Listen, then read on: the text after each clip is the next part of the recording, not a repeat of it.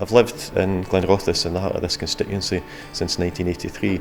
I've represented the town as a councillor for almost 23 years now, and I've worked in the public sector for most of that time. I understand what this constituency needs. I don't need special advisors to tell me what the issues are, either in Glenrothes or in other parts of the constituency.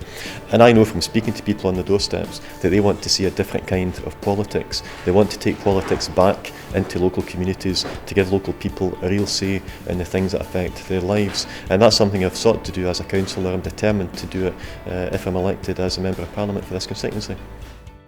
I'm asking people to vote SNP because the more SNP votes we get, the more SNP seats we get, the louder a voice Scotland will have in Westminster. It gives the SNP the chance to stand up against the Labour-Tory consensus on cuts and austerity. We don't believe that austerity is the right thing to do. We don't believe that it's necessary.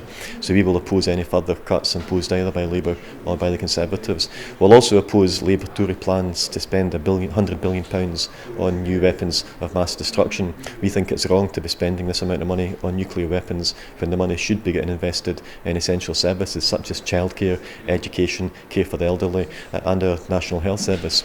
We want to see the National Health Service properly funded, and we want to also see it kept as a public service, publicly owned, publicly accountable and free to everyone who needs it at the point of delivery.